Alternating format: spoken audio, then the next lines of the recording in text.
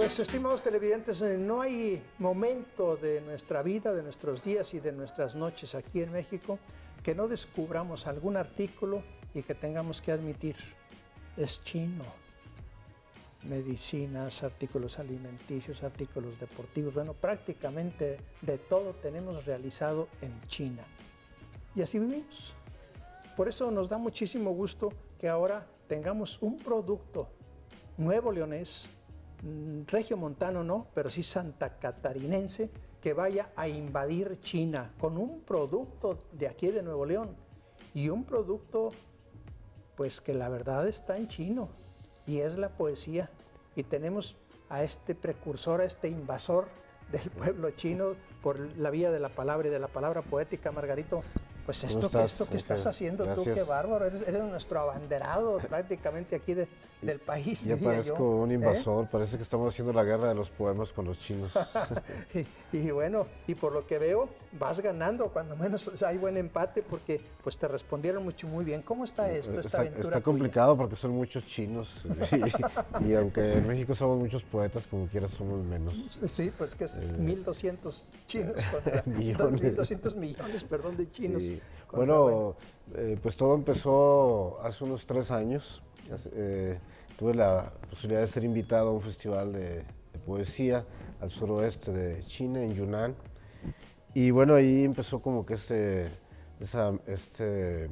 diálogo con los poetas chinos, con los traductores, con los críticos. Y mis libros en español se quedaron por allá. Ahí, un poco en lo que dices de que acá encontramos todos los productos, dije, bueno, voy a dejar aquí unos libros claro, para ver qué pasa. Y eso fue lo que sucedió entonces con el tiempo. Después de esa invitación, donde di una conferencia, donde leí poemas que ellos ya habían traducido previamente, y luego se da la posibilidad entonces de que ellos sigan traduciendo poemas y empiezan a aparecer en los siguientes años en algunas revistas. Y justo el año pasado se publican textos en 4 revistas, alrededor de 30 poemas en distintas revistas. Y entonces ese fue así como que el detonante para mí, porque luego recibo la noticia hace unas semanas de que esos poemas que se publicaron en chino han sido reconocidos con un premio para los poemas y para el traductor. Entonces, por ahí, digamos, a grandes rasgos, empieza todo esto. En uno de tus libros, que ya los vamos a mostrar ahorita, hay un ensayo de quien estuvo contigo o quien se encargó de la traducción y todo esto, que hace un ensayo sobre tu poesía. Es una traducción de una conferencia que di, que se llama ¿Por qué escribo? Es una conferencia como para 800 estudiantes, donde el traductor estaba haciendo el traslado simultáneo, y entonces es un ensayo mío, pero digamos basado en la conferencia que di. Bueno, entonces corrijo tantito mi pregunta, porque yo te quería preguntar, como quiera me lo vas a decir de alguna manera, es ¿qué sentías tú que vieron en este país de tu poesía que les atrajo? Porque parto por lo pronto de tu ensayo, pero si te preguntara eso, ¿qué sientes tú, qué advertiste tú que les gustara así? Bueno, yo creo que en principio es que la mayoría del público eran jóvenes y eran estudiosos de literatura. ¿sí? Entonces, de alguna forma, para nosotros China es como un país exótico, y México para ellos es un país también exótico. Algunos de ellos eran estudiantes de español, y ellos nos decían, pero es que el español es muy complicado para nosotros. Dicen, bueno, para nosotros el chino es tan complicado. Entonces, yo creo que sí tuvo que haber esa posibilidad de que hubiera un público joven, de que estudiaran literatura y de que tuvieran la posibilidad de ver en su idioma, pues digamos, una serie de puntos de vista sobre la escritura y los poemas que para ellos les resultaban pues un poquito distintos a la forma en que ellos escriben. ¿sí? Y entonces yo creo que eso de alguna forma llamó la atención, y eso originó lo que siguió después, que fueron las traducciones.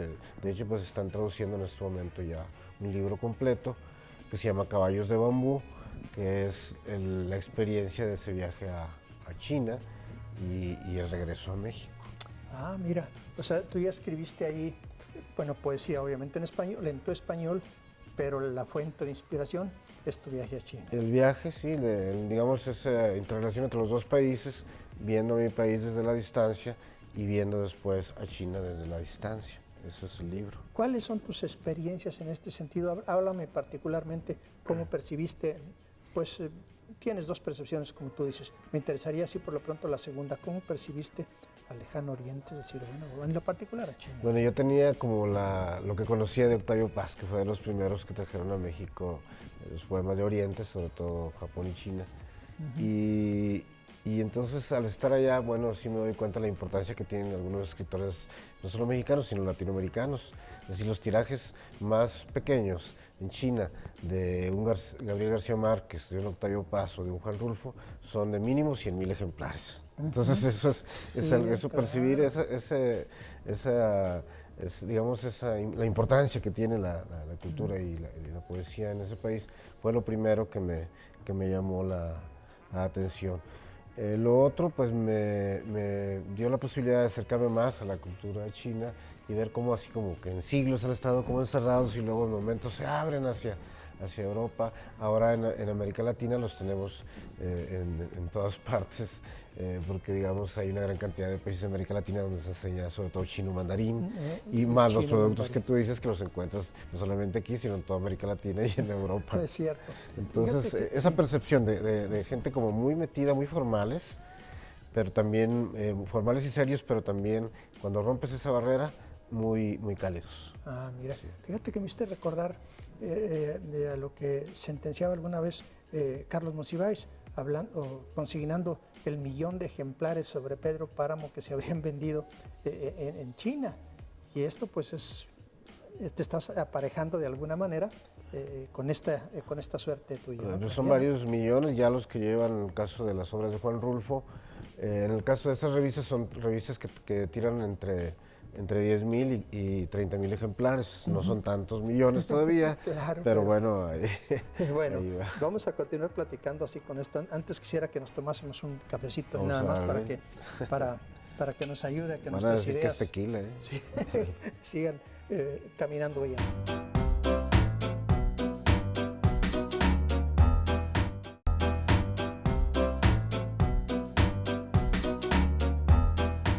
Pues bien, estimados televidentes, estamos descubriendo con Margarito Cuéllar pues su poesía y tenemos que ayudar a que él nos la descubra porque para nosotros ahorita está en chino, antes no, porque eras un poeta nuestro. Fíjate que te quiero decir que hay un intelectual que pasó por nuestra ciudad durante buen tiempo, Marco Carrión, traductor muy fino, traductor de toda la poesía norteamericana moderna, entre otras, y que leyó tu poesía y dijo, ¿qué es esto, caray? Este es Margarito Cuéllar, háblame de él, me dijo él. Le dije, no, pues pero es que es un gran poeta.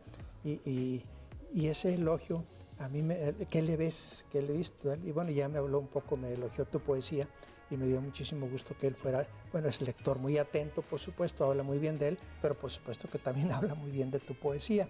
Y bueno, ya bueno, nos hemos acercado a tu obra, pero ya ahora que tú dices que te fijaste ya un poco en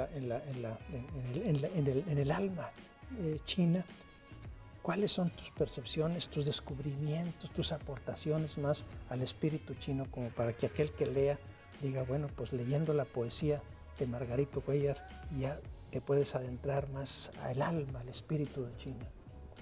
Bueno, pues en principio me impuse una tarea que fue leer a los clásicos chinos, que es una tarea así como no sé, tratar de recorrer la muralla china en poco tiempo.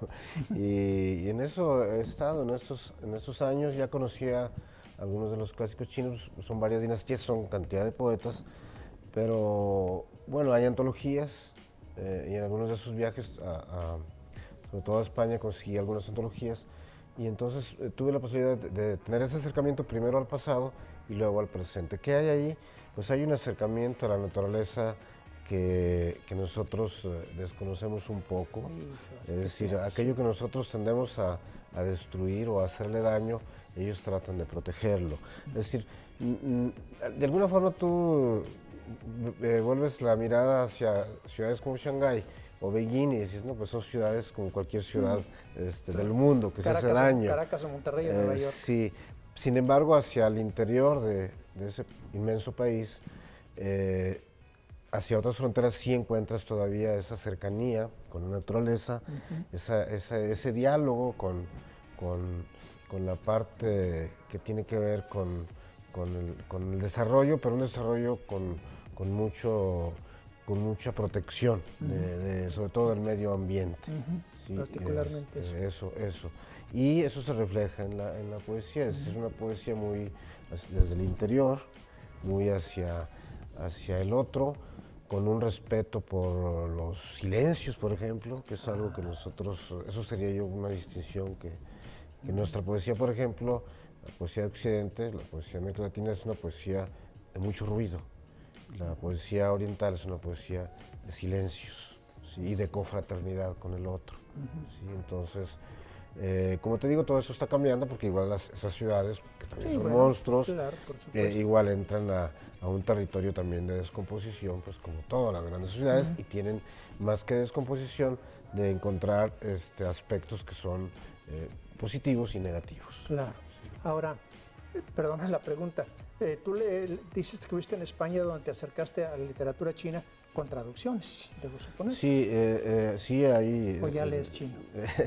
No, bueno, he estado estudiando chino. Sé que estás en eso. Todavía no llego a la parte de los caracteres. Hay un sistema que es el pinyin, que desde 1950 han impuesto y que es como el chino simplificado.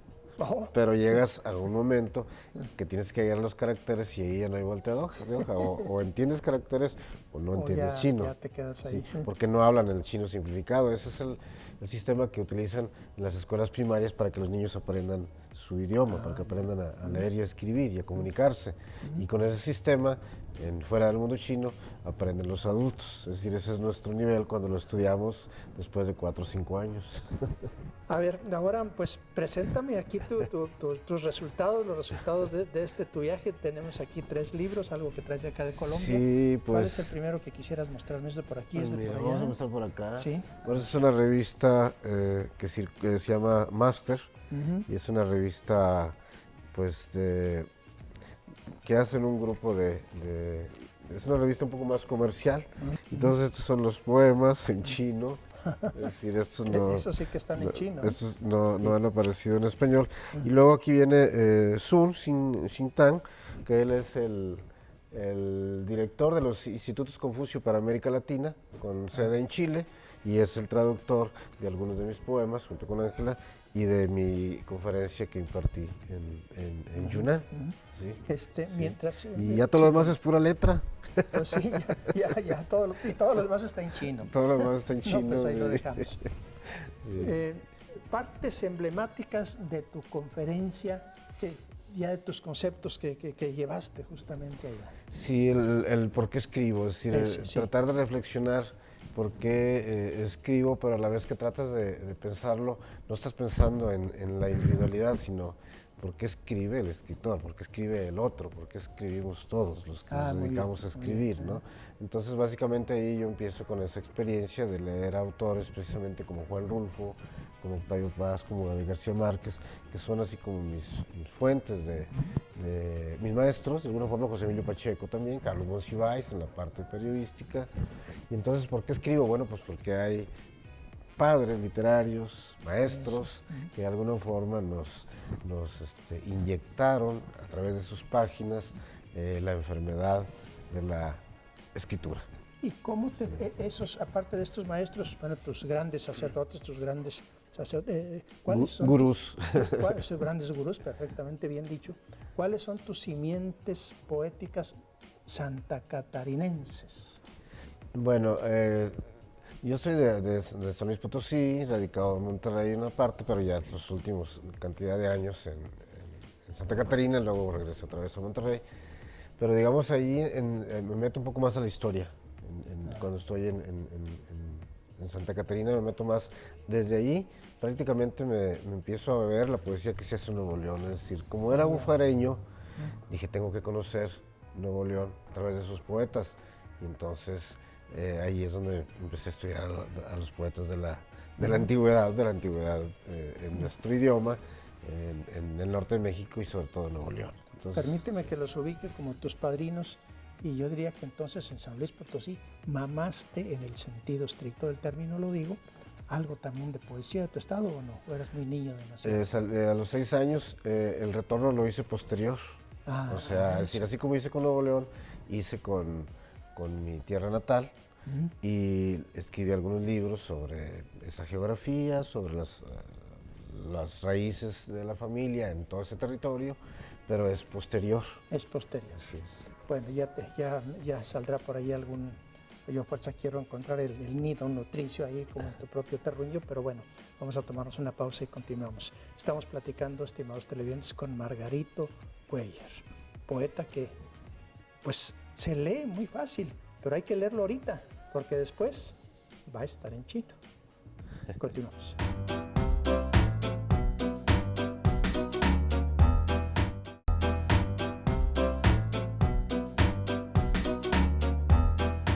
Pues mientras mi querido Margarito elige algunos de sus poemas que pues ya los trae en todos sus formatos, que son por supuesto en redes sociales, en el teléfono y también los originales en el libro. Salud, Margarito, salud, pero de veras, pues felicidades por tu aventura. Y muéstrame algunos ejemplos de la poesía, porque aquí en este ejemplar tienes la versión china y la versión es bilingüe de alguna manera el libro. ¿Cómo quieres que lo lea? ¿En chino o en español? Tú dime. ¿A poco no te creas, no te creas. Y si lo puedes leer, no nos ayuda. En esta nada, revista de Shanghai Poet vienen unos como 15 poemas de los que son parte del libro que ya terminé y que están traduciendo ellos. Tienen que ver con hablan de las manos de alguien, hablan de la risa de alguien y hablan de los ojos de alguien, entonces a ver, pues lee. Ahí lo vas, ándale, lo traes aquí lo traigo. Exacto. Mira, a ver si no se me te damos pierde. tiempo porque esto entonces, este se llama Los ojos de la gacela de ojos rasgados. Si piensan que por ser pequeños no reflejan lo que pasa al otro lado del mundo, se equivocan. Sus ojos orientan un ejército en medio de la noche y guían una flotilla de aviones del Taj Mahal al Kilimanjaro. Cuando no me miran, ocurre un eclipse de sol. Pero si me ven, un tsunami agita mis moléculas, como dos frutos que se mezclan en un vaso sin conocerse, hasta que color y sabor son solo uno. Ese es uno, voy a leer uno más, sí, que tiene que ver con por favor, la risa de la gacela de ojos rasgados, que son los primeros 3 poemas de la revista Shanghai Poet. Y porque su risa es todo lo contrario al paso de un tren en marcha, la llevo en un estuche de jade y por las noches, en el silencio de las montañas de mi aldea, un corazón late al compás de esas notas, porque su risa es un vigía que cruza por las noches un río de flores. Ese es un texto en el que están las montañas de Monterrey y está pues, esa distancia, ¿no? Entonces esos 2 poemas, o esos primeros poemas de la revista, son esa temática. Sí. Oye, extraordinario. Bueno, que no tuviste que traicionarte para hacer esta poesía, ya simplemente te recreaste, abriste tu horizonte y no dejaste tus raíces, ¿no? Así es. Me hiciste recordar de alguna manera, perdona que lo diga, El Sol de Monterrey, ¿verdad? De Alfonso Reyes. Sí, de alguna forma ese es como nuestro himno, desde la escuela primaria. Es cierto, ahí. Y entonces yo creo que cuando uno sale de su ciudad, siempre piensa en espacios que son simbólicos de la ciudad. Traigo ciertas tanto calles, sol a la cuesta. ciertas torres, ciertas montañas. ¿no? Las llevas. Así es. Traigo tanto sol a cuestas que ya tanto sol me cansa. Así es. Pero, oye, qué bien. Bueno, ¿y ahora qué sigue, Margarito, con esto? Tienes también aquí, esto es una antología que realizaste. Bueno, este es el más nuevito. Se llaman Poemas en los que nunca es de noche y acaba de salir en Bogotá, Colombia. Me llegaron algunos ejemplares y ya solo me queda este. Entonces, consérvalo. Es una antología que reúne pues como de 15 libros aproximadamente. ¿Vas en tu libro? ¿Qué número vas de? Bueno, uno que tienes tú por ahí. ¿Es este? Se llama ¿cómo se llama? Pues lo tengo yo aquí, Chihuahua. Teoría de la belleza. Teoría de la belleza, ese es el número 19. Háblame de él como libro objeto. Así es que no me preguntes cómo pasa el tiempo, si es el número 19, entonces ya estamos hablando de un poco de tiempo en esto. Claro, bueno, ese es el trabajo más reciente, es mi hijo más reciente, y se publicó en Sinaloa. Hubo un concurso para publicar, yo lo envié y fue aprobado. Y entonces esto es como que lo más reciente en cuanto a libros.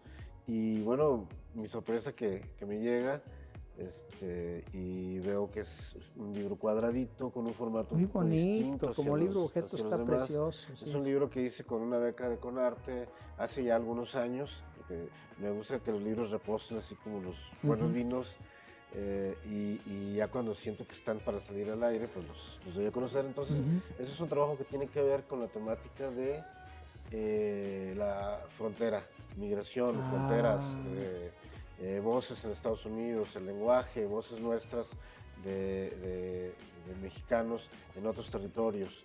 Ese es ese libro. Sí. Mira, fíjate, me voy a arriesgar al azar a elegir uno así de tus poemas, así nada más, y leer algo, lo digo así porque de veras está hecho así. Es riesgoso, pero bueno. Sí, bueno, contigo toda tu poesía es gozosamente riesgosa. Bueno. Y con esto quiero decir que no pasas de una página a otra a decir, pues déjame pasar a la siguiente página, ¿no? Bueno, te persignas y si no encuentras, aquí tengo yo uno. A ver, lee, ándale, bueno, claro, sí, venga. Este es un poema que se llama Mi enfermera, y creo que es el poema que más se ha incluido en antologías de diversas partes. Venga, ándale. Y que además se ha incluido también y se ha traducido más en otros idiomas. Venga. Mi enfermera. Dice: alegre mi enfermera, como viernes por la tarde o sábado en la mañana. El desahuciado recupera el color al paladear su nombre. En 3 letras se encierra el festival de todas las campanas. No nació de la costilla de nadie, Dios preparó la harina para vestirla. La tierra deja de girar en su eje para contemplarla. Mi corazón se detiene para nacer de nuevo entre sus manos, y soy feliz cuando ella pasa, alegre como póker de haces. En su día libre crece el índice de muertos. ¿Qué será si mañana se jubila? Su cofia escribe la crónica de los hospitales del mundo, y sus pestañas protegen del agua, aunque no llueva. El día que no está es noche siempre, y reina en el planeta la tristeza de antes. El mundo será otro si en vez de ejércitos hay enfermeras. Ay. Es como un canto a la vida, sí, en claro. Un oficio que pocos lo recordamos. Sí, muy bien. Fíjate, el mundo de la enfermera. Tiene tanta importancia, sobre todo en mundos en épocas tan convulsionadas como las que vivimos. Y fíjate, esto es mágico lo que provocaste, porque, estimados televidentes, posiblemente escuchen ahí en el trasfondo una ambulancia. Ahorita. Y pues seguramente va hacia una enfermera, o mismo arriba de la ambulancia va alguna enfermera. De alguna manera te quiso hacer el coro griego, y en ese sentido estás bendito con tu poesía, como nosotros agradecidos porque nos hayas visitado, Margarito, y felicitarte, caray, una vez más. Ya lo hemos hecho otras veces, pero pues esto no aburre, y menos en tu caso. Siempre hay motivos para felicitarte. Me alegro, contento de estar aquí y de compartir la poesía, y que bueno, finalmente decir que es una enfermedad que alegra. Y sobre todo cuando hay enfermeras para medio alivianarte, como las que estás invocando, pues hombre, todos quisiéramos ser poetas, ¿no? Pues Margarito, muchas gracias, de veras que hayas estado aquí con nosotros. Queda este poemario, el más reciente, La teoría de la belleza. A ver si habrá que entrar en la belleza para hablar de esto. Margarito, un honor que hayas estado con nosotros. Gracias. Te quiero agradecer, de veras, muchas gracias. Y bueno, pues gracias a ustedes, estimados televidentes, que nos acompañaron en otro Café con Ángel. Karen Vargas Loza hará poético. Posiblemente de aquí brote el poema a la editora o a la productora de Café con Ángel, que también pudiera ser, que también es la enfermera, porque cura, limpia, lo que hace la Academia Real Española: pule, brilla y da esplendor. Ya tenemos tarea. Ya tenemos tarea. Hasta la próxima y muchas gracias.